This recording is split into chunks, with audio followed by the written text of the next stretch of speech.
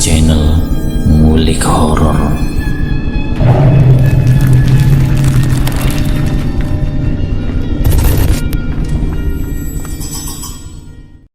Assalamualaikum warahmatullahi wabarakatuh. Jumpa kembali di channel Ngulik Horor. Channel kami menceritakan tentang kisah-kisah misteri yang mungkin bisa menemani agan-agan dan sista semua ya.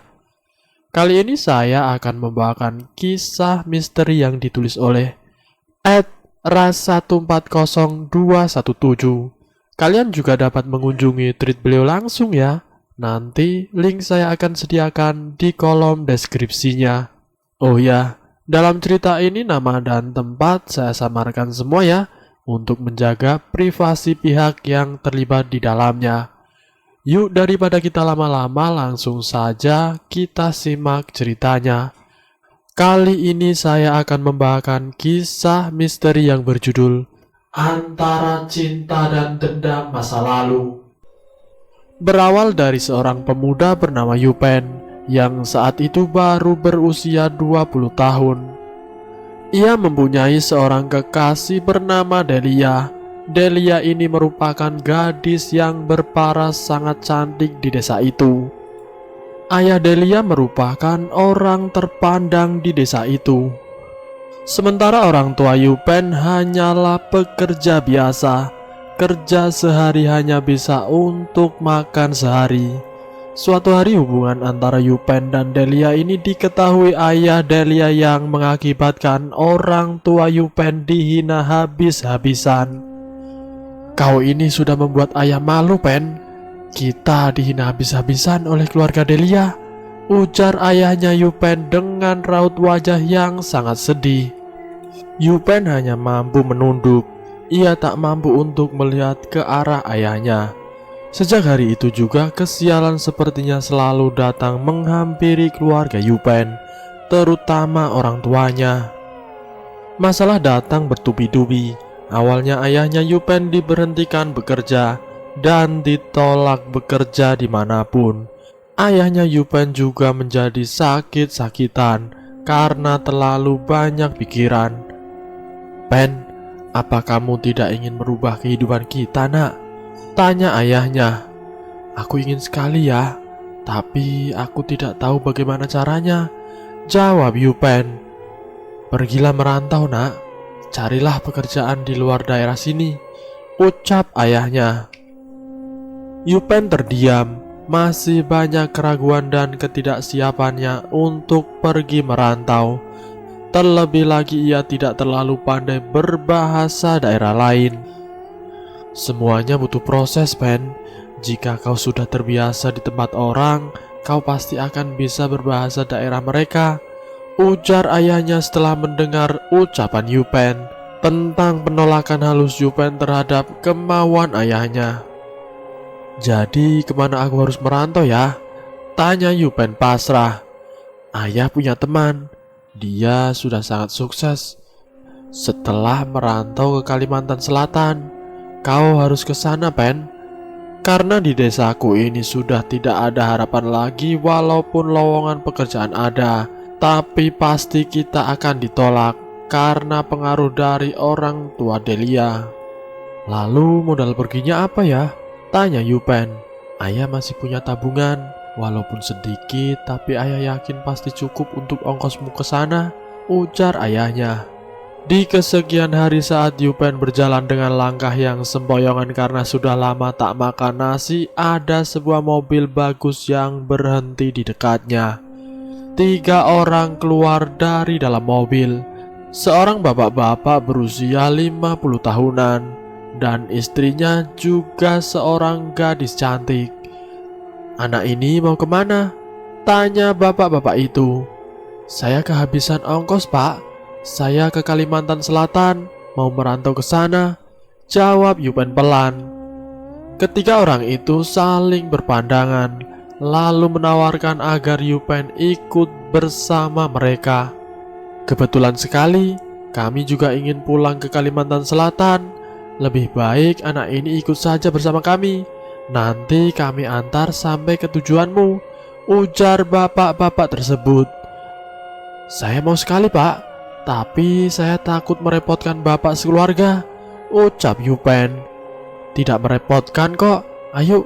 Oh iya, kenalkan dulu, nama saya Santos. Ini istri saya, Yuliatri. Dan gadis cantik ini adalah anak sematawayang saya, namanya Ika Octavia, ujar si bapak yang mengaku bernama Santos, seraya memperkenalkan diri. Nama saya Yupen, Pak, ucap Yupen memperkenalkan diri. Yupen sangat berterima kasih pada keluarga itu. Di dalam mobil Yupen duduk bersampingan dengan Ika, dan ternyata si gadis cantik itu bisu karena ia menawarkan makanan pada Yupen dengan kode tangan. Oh iya nak Pen, kamu ini sebenarnya tujuannya mau kemana? Tanya Pak Santos. Saya tidak tahu pastinya Pak, karena saya hanya ingin ke kota B untuk mencari pekerjaan, jawab Yupen.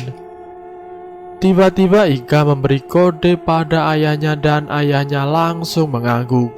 Bagaimana kalau nak Pen ini bekerja di rumah saya saja?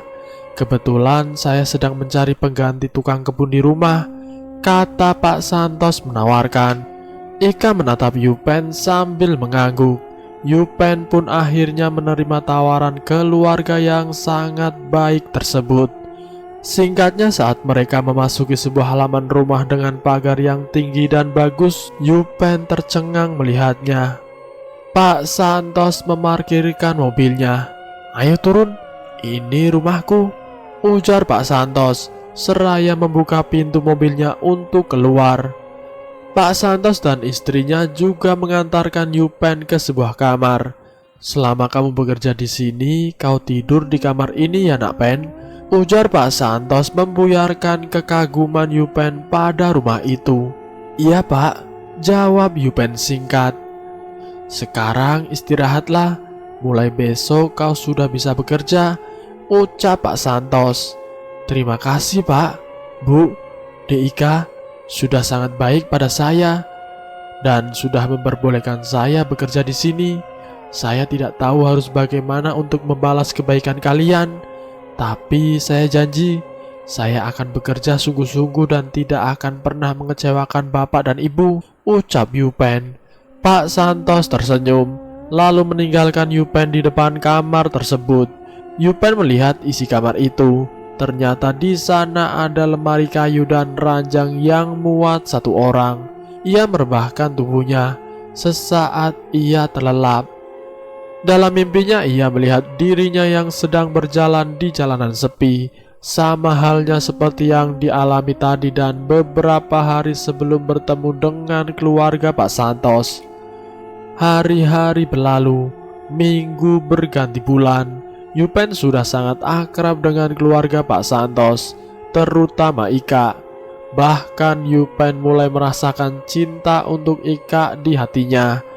Namun ia tidak ingin jika Pak Santos sampai tahu apa yang ia rasa. Ia takut jika nanti akan menimbulkan kesalahpahaman yang akhirnya mengakibatkan kejadian penghinaan yang dilakukan oleh ayah Delia pada orang tua Yupen akan terulang lagi. Yupen mulai menjaga jarak dengan Ika, hingga sampai suatu hari Yupen berniat untuk pulang ke rumah. Ia sudah sangat rindu pada orang tuanya. Nak Pen, Bapak tidak melarang jika kau mau pulang, tapi Bapak yakin Ika pasti akan sangat sedih, kata Pak Santos malam itu saat ia dan Yupen sedang bermain catur bersama. Maksud Bapak sedih bagaimana Pak? Tanya Yupen tak mengerti. Apa kau tidak tahu jika Ika mempunyai perasaan lebih kepadamu? Ujar Pak Santos balik bertanya. Dek, Yupen mengalihkan pandangannya ke arah pintu. Ternyata di sana sudah ada Ika yang sedang berdiri memandang ke arah Yupen dan Pak Santos. Bapak sangat maklum jika kau tidak bisa menerima putriku, karena memang dia memiliki banyak kekurangan, ucap Pak Santos. Yupen menjadi serba salah mendengar ucapan Pak Santos. Ia lalu menceritakan alasan kenapa ia harus merantau dan juga tentang penghinaan yang dilakukan oleh orang tua Delia, mantan kekasihnya dulu. Pak Santo tersenyum seraya menghela nafas lega mendengar cerita Yupen. Aku dan istriku tidak seperti apa yang kau bayangkan, Nak Pen. Kami tidak pernah melarang siapapun mencintai Ika dan tidak pernah mempersalahkan latar belakang keluarga calon menantu kami nantinya. Bagi kami, selama Ika bahagia, kami juga ikut bahagia. Tapi yang jadi pertanyaannya, apakah kau juga mempunyai perasaan yang sama pada Ika? Ujar Pak Santos. Yupen mengangguk pelan. Saya memang telah jatuh cinta pada Ika. Maka dari itu tadinya saya memutuskan untuk pulang, Pak. Saya tidak ingin perasaan cinta saya pada Ika semakin bertambah setiap detiknya. Saya takut jika apa yang saya alami dulu akan terulang lagi, kata Yupen pelan. Saya tegaskan sekali lagi pada Nak Pen bahwa saya tidak pernah memandang derajat seseorang dari hartanya. Jika memang kamu tulus mencintai Ika, bapak dan ibu selaku orang tua dari Ika pasti akan merestui hubungan kalian, ujar Pak Santos seraya tersenyum lebar. Yupen sangat terharu. Tidak pernah ia jumpai orang yang sangat baik seperti keluarga Pak Santos ini. Saya sungguh sangat bahagia sekali, Pak, dapat memilih gadis sebaik dan secantik Ika. Saya pastikan tidak akan pernah menyakiti Ika, ucap Yupen. Bapak juga berterima kasih karena kau mencintai Ika dengan tulus. Besok kita akan berangkat ke desamu. Aku ingin bertemu calon besanku, ujar Pak Santos seraya berdiri dan menggandeng Yupen untuk masuk ke dalam rumah. Di dalam rumah, Pak Santos membicarakan semua yang telah ia bicarakan bersama Yupen tadi. Dan pastinya Ika sangat senang setelah tahu hal itu. Keesokan harinya mereka pun berangkat menuju ke daerah tempat tinggal Yupen. Di perjalanan sesekali Ika bersikap manja pada Yupen dan begitu juga sebaliknya. Singkat cerita, setelah beberapa hari dan sesekali menginap di penginapan di kota kecamatan, mereka pun akhirnya sampai di desa tempat tinggal Yupen dan keluarganya. Orang-orang di desa itu terperangah melihat sebuah mobil mewah memasuki desa mereka. Bahkan ada beberapa orang yang sengaja mengikuti kemana arah mobil tersebut. Dan betapa terkejutnya mereka setelah mengetahui mobil itu ternyata berhenti tepat di depan rumah kumuh milik keluarga Yupen. Dan mereka bertambah kaget setelah melihat Yupen yang keluar dari dalam mobil. Ayah, panggil Yupen seraya memegang tangan Ika. Mereka masuk ke dalam rumah itu, diikuti oleh Pak Santos dan istrinya. Ayahnya Yupen sangat kaget melihat perubahan drastis anaknya, apalagi setelah melihat gadis cantik yang digandeng Yupen. Siapa ini, Pen? Cantik sekali, ucap ayahnya terkagum-kagum. Ini Ika ya, calon istriku, dan ini perkenalkan calon mertuaku, kata Yupen memperkenalkan tamu-tamu yang datang bersamanya itu. Nama saya Santos, Pak, dan ini istri saya Yuliatri, sahut Pak Santos seraya memperkenalkan diri. Yuliatri, ucap istrinya Pak Santos seraya berjabat tangan dengan orang tua Yupen. Namun di tengah asiknya berbicara, tiba-tiba lantai rumah Yupen ambruk karena tak kuat menahan beratnya beban orang-orang yang berada di atasnya. Sungguh kejadian itu membuat malu orang tua Yupen. Mereka bersujud meminta maaf. Sudah, Pak, sudah, jangan begini. Saya jadi tidak enak, ucap Pak Santos seraya menyapu tanah yang masih menempel di celananya. Saya mohon maaf sekali, Pak, ucap ayahnya Yupen gemetar. Tidak apa-apa, Pak. Lagian karena memang tubuh saya yang besar ini, Pak, sehingga membuat lantainya ambruk, ujar Pak Santos berusaha tersenyum walau pantat dan pinggangnya masih terasa sangat sakit. Singkat cerita, setelah Pak Santos merenovasi rumah orang tua Yupen, ia mengusahakan agar pernikahan Yupen dan Ika dipercepat. Dan tentu saja usul langsung disetujui oleh orang tua Yupen. Singkatnya, mereka pun berangkat ke tempat tinggal Pak Santos untuk mempersiapkan pernikahan Yupen dan Ika. Sesampainya di rumah besar milik Pak Santos, orang tua Yupen diperlakukan dengan sangat istimewa oleh Pak Santos sekeluarga. Hingga tibalah hari pernikahan Ika dan Yupen. Pestanya sangat meriah, bahkan lebih meriah dari pesta pernikahan Delia dan anak Juragan Kodok, yang tentunya membuat orang tuanya Yupen sangat bangga. Aduh, kok sudah mau pulang, Pak? Baru juga seminggu datang, sudah mau pulang. Seminggu lagi lah, Pak. Ya, saya tidak ada teman kalau Bapak pulang, ujar Pak Santos berusaha menahan keinginan orang tua Yupen untuk pulang. Saya mau sekali, Pak, untuk tinggal seminggu lagi di sini. Tapi tanaman sayuran-sayuran saya di desa pasti akan mati tidak terurus, Pak, kata orang tua Yupen menolak halus. Pak Santos menghela nafas panjang. Baiklah, Pak, kalau memang begitu. Tapi nanti kalian harus sering-sering kemari ya. Kami nanti juga akan berkunjung ke sana jika saya tidak sibuk, ujar Pak Santos seraya menyelipkan lembaran uang ke dalam saku baju ayahnya Yupen. Apa ini, Pak? Tanya ayahnya Yupen tidak enak hati. Sudah, ambil saja. Ini untuk beli pupuk. Biar nanti kalau kami ke sana bisa makan sayuran-sayuran enak, jawab Pak Santos. Oh iya, Pak, nanti biar sopir kami yang mengantar kalian, lanjut Pak Santos. Aduh, kami jadi tidak enak, Pak, selalu merepotkan keluarga Bapak, ucap ayahnya Yupen. Ah, Bapak ini, kita kan berbesan, wajarlah jika saling membantu, kata Pak Santos seraya merangkul bahu ayahnya Yupen. Tak terasa 5 bulan berlalu setelah pernikahan Yupen dan Ika, hingga akhirnya Ika mulai menunjukkan tanda-tanda kehamilan. Yupen sangat bahagia saat mengetahui istrinya hamil. Begitu juga dengan Pak Santos dan Bu Yuliatri, mereka juga sangat bahagia karena sebentar lagi mereka akan mempunyai cucu. Besanku harus tahu tentang kabar gembira ini, gumam Pak Santos. Pen, menurut ayah kita harus segera ke rumahmu. Kita beritahu orang tuamu tentang kehamilan Ika, ujar Pak Santos seraya merangkul bahu menantunya itu. Ia juga berjoget-joget karena saking senangnya akan segera memiliki cucu. Istri, mantu, dan anaknya tertawa melihat kelakuan Pak Santos. Sebentar lagi aku punya cucu. Sebentar lagi aku punya cucu.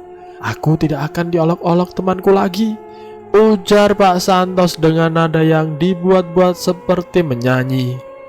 Esoknya pagi-pagi sekali Pak Santos dan Yupen berpamitan untuk pergi ke daerah tempat tinggal orang tuanya Yupen. Tak lupa Yupen mencium perut Ika dan mengecup keningnya sebelum pergi.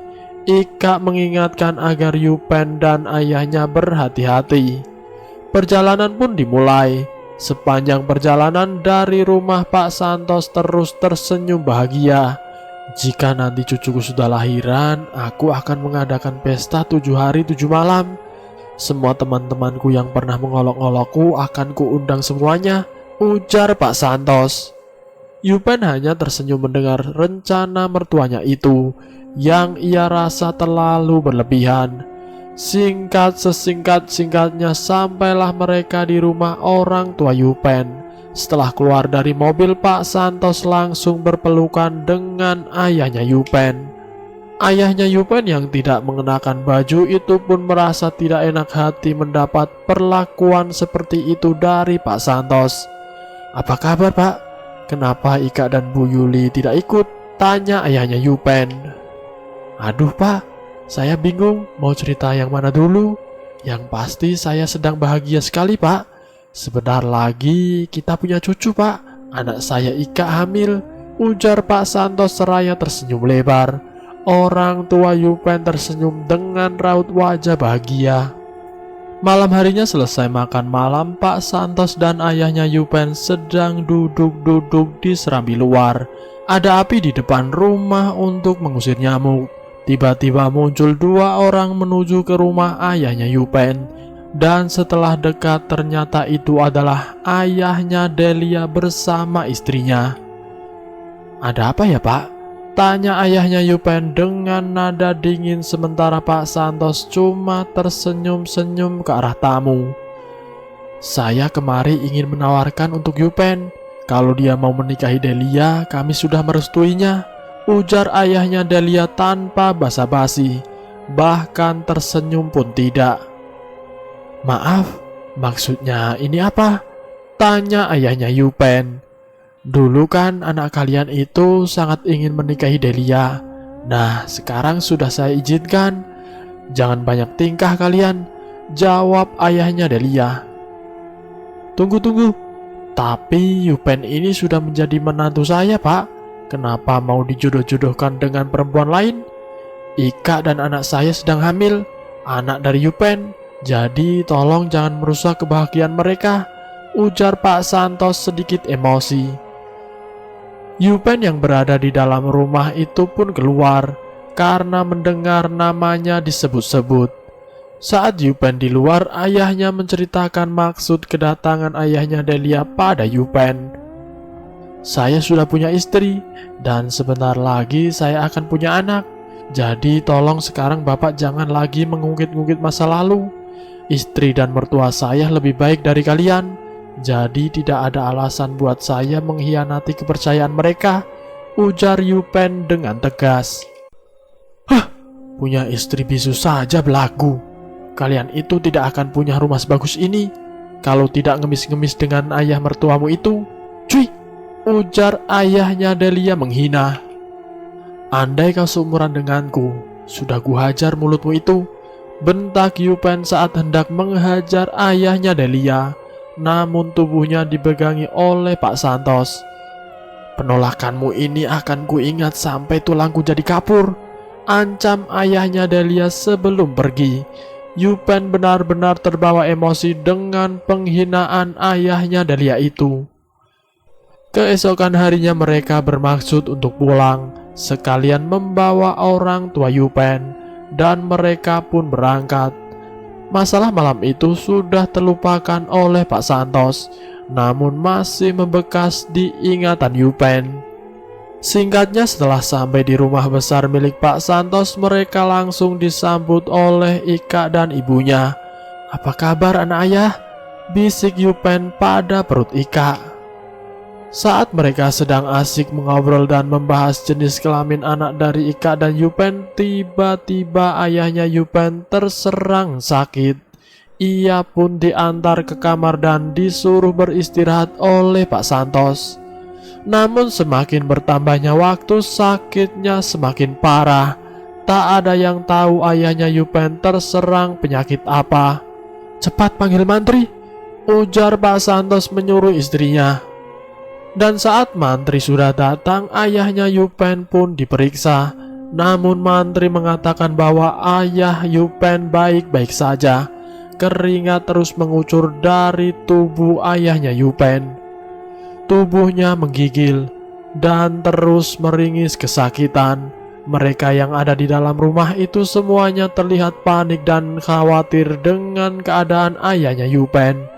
Dan beberapa saat kemudian ayahnya Yupen langsung kejang-kejang, matanya melotot menatap lurus ke atas kamar.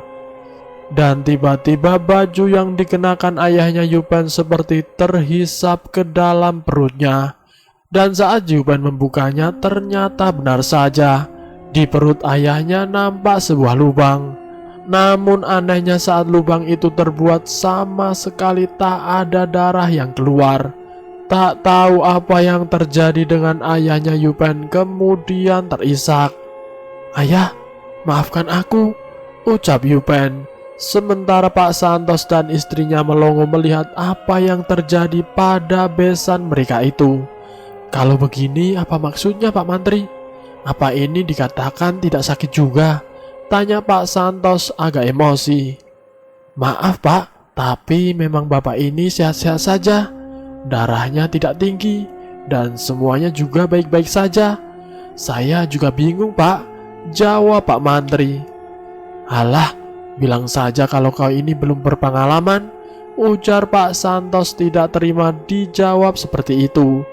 Dan Bu Yuliatri yang tahu sifat suaminya itu pun langsung mengajak Pak Mantri keluar untuk membayar semua obat-obat yang diberikan untuk ayahnya Yupen.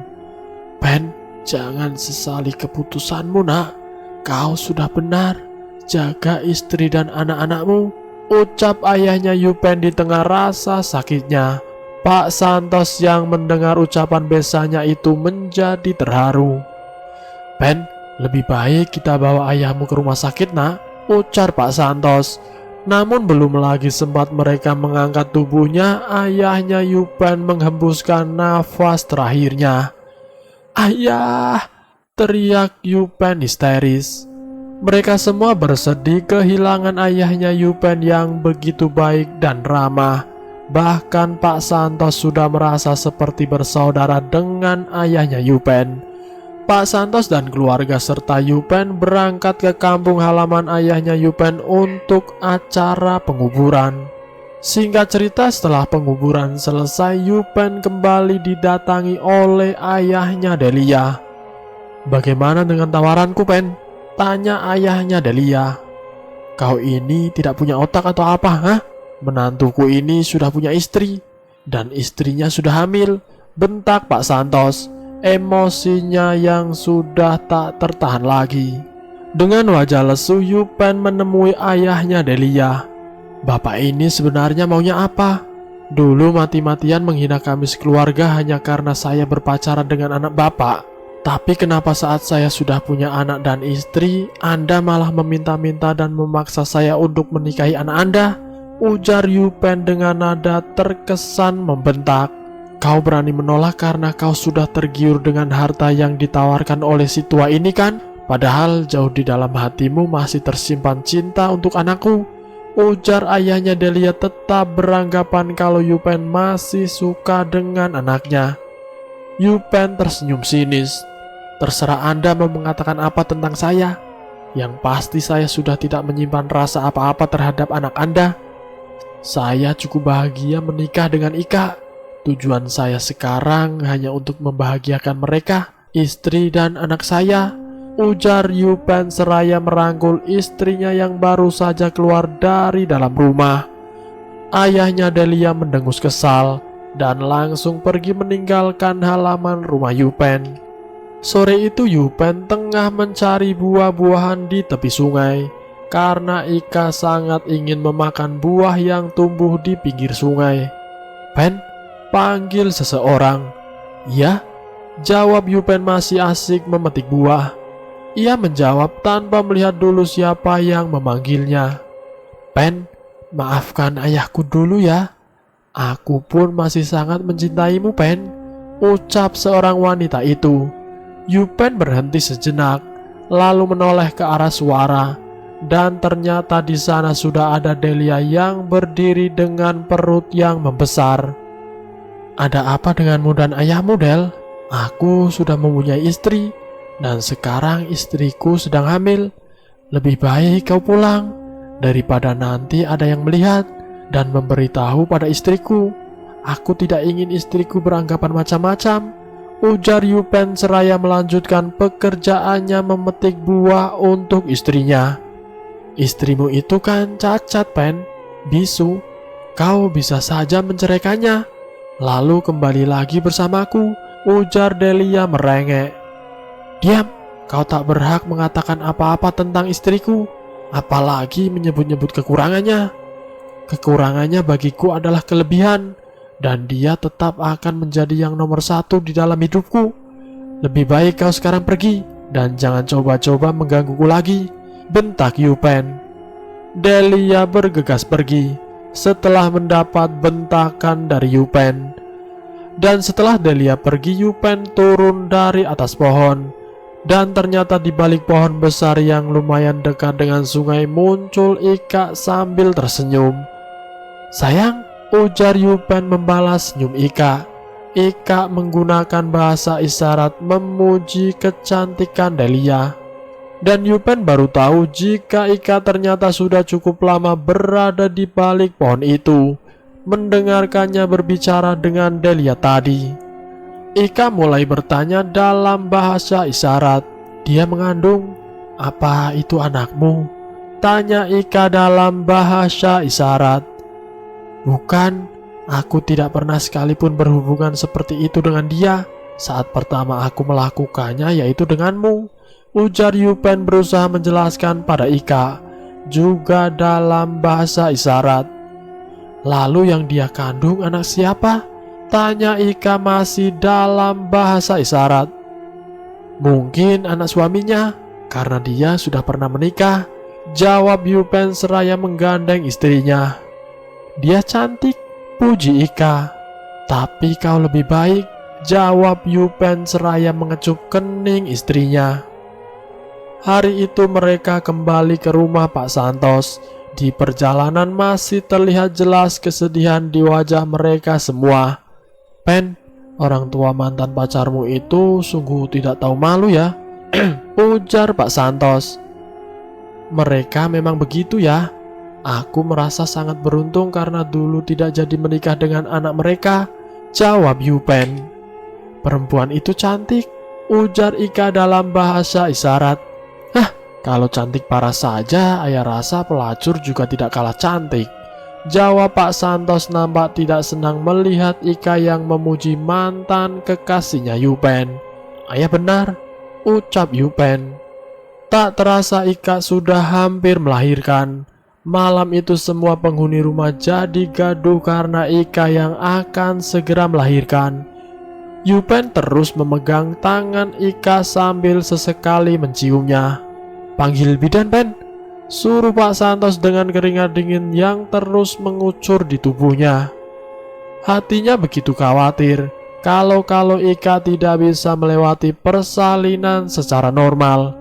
Yupen bergegas berpamitan pada Ika untuk pergi menjemput bidan. Di perjalanan Yupen hampir saja menabrak pohon karena menghindari seseorang yang berjalan di tengah jalan. Namun anehnya saat Yupen melihat dari kaca spion tak nampak siapapun yang berjalan di jalanan itu. Ia pun segera melanjutkan perjalanannya. Singkatnya ia pun sampai di sebuah rumah. Itu adalah rumah bidan beranak. Beberapa saat Yupen memanggil bidan.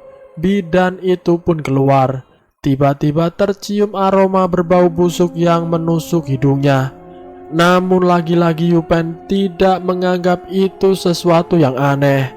Ia berpikir mungkin saja di sekitar situ ada hewan seperti tikus ataupun kucing yang mati. Bidan itu tak banyak bicara. Mereka pun langsung pergi menuju ke rumah Pak Santos. Di perjalanan Yupen terlihat sangat gelisah. Ia sangat takut kalau istrinya kenapa-kenapa. Lagi-lagi bau busuk itu tercium, sangat menyengat. Nampaknya bau busuk itu berasal dari sesuatu yang di bawah Bu Bidan. Tapi Yupen merasa enggan untuk menanyakannya. Cit! Rem berdecit saat Yupen sudah memasuki halaman rumah besar milik mertuanya itu. Setelah turun, Yupen langsung mempersilahkan Bu Bidan masuk. Setelah berada di kamar, Bu Bidan meminta agar semuanya meninggalkan dirinya dan Ika di dalam kamar itu agar proses kelahirannya lancar. Katanya, awalnya Yupen tidak ingin menuruti perkataan Bu Bidan. Tapi ayah mertuanya menarik dan mengajak Yupen untuk keluar tanpa rasa curiga sedikit pun. Setelah beberapa saat, tiba-tiba terdengar suara telepon berbunyi. Dan setelah diangkat, ternyata itu dari Bu Bidan yang mengatakan kalau ia baru akan keluar rumah saat mendengar suara deru mobil Yupen menjauh dari luar rumahnya. Karena memang saat itu malam sudah sangat larut. Ia pun mengatakan akan secepatnya ke rumah Ika karena hari terakhir kandungan Ika diperiksa. Ia tahu kalau Ika sudah sampai bulannya dan hanya akan menunggu hari saja untuk melahirkan. Seketika ibunya Ika lemas mendengar perkataan Bu Bidan lewat telepon itu. "Ada apa, Bu?" tanya Pak Santos. Dengan suara gemetar ia menceritakan siapa yang menelponnya tadi dan apa yang dikatakan oleh orang tersebut. Setelah mendengar itu, Yupen pun bergegas menerjang pintu kamar dan teriakan dari Ibu Yuliatri. Terlihat sosok perempuan yang di awal perjalanan ke rumah Bu Bidan tadi, yang terlihat oleh Yupen sedang berjalan di tengah jalan, sedang memegang sesuatu benda tajam dan mengarahkannya ke perut Ika yang sudah tak sadarkan diri. Yupen baru sadar kalau ia pernah melihat perempuan ini dulu. Dengan waktu yang sangat singkat itu, Yupen berusaha memutar otaknya untuk mengingat siapa perempuan ini. Dan beberapa saat kemudian Yupen teringat sesuatu. Delia pernah menunjuk sebuah lukisan wanita ini sedang duduk dengan rambut tergerai ke belakang. Kau. Yupen tak mampu melanjutkan menyebut nama sosok itu. "Pergi!" teriak Yupen seraya menyerang sosok itu. Namun sosok itu sama sekali tak melawan. Sosok itu terus berusaha untuk menyakiti Ika. Dan sampai di suatu ketika, Pak Santos datang dengan membawa pisau dapur dan berusaha untuk menusukkan ke sosok itu, entah itu manusia atau makhluk gaib. Namun saat pisau itu ditancapkan ke tubuh sosok itu, ternyata pisau hanya mengenai angin. Tapi anehnya sosok itu bisa ditangkap oleh Yupen. "Brak! Cedet!" Pak Santos terpelanting mengenai tembok. Dari mulutnya mengeluarkan darah segar. Bu Yuliatri semakin histeris dan ketakutan. Yupen mengambil pisau yang berada di lantai tersebut, lalu mengarahkannya ke perutnya sendiri. "Pergi atau aku yang akan mati!" teriak Yupen dengan berlinang air mata. Sosok itu terlihat mengurungkan niatnya untuk membunuh Ika. "Aku tahu siapa yang mengirimmu, bangsat!" teriak Yupen seraya menusukkan pisau itu ke perutnya sendiri. Saat Yupen jatuh bersimbah darah, makhluk itu perlahan-lahan menghilang dengan meninggalkan suara teriakan yang memekakan telinga Bu Yuliatri. Beberapa saat kemudian Bu Yuliatri tersadar jika Ika masih dalam keadaan yang sangat mengkhawatirkan. Ia lalu berlari ke arah Ika dan berusaha membangunkan Ika. Air tetuban Ika pun sudah pecah. Dan semakin paniklah Bu Yuli. Sementara suami dan mantannya tak sadarkan diri, entah sudah mati atau hanya pingsan. Pikiran Bu Yuli semakin kacau dan bingung mau berbuat apa. Ia juga sudah mencoba mengoleskan minyak kayu putih ke hidung Ika, namun Ika tidak kunjung bangun dan bersambung. Itulah kisah misteri yang berjudul Antara Cinta dan Dendam Masa Lalu bagian yang pertama. Nanti saya akan lanjutkan lagi ke bagian yang berikutnya. Terima kasih sudah mampir di channel kami. Jika kalian tertarik dengan video kami, silahkan tekan tombol like, share, dan komen. Tekan subscribe untuk mengikuti video kami selanjutnya. Wassalamualaikum warahmatullahi wabarakatuh.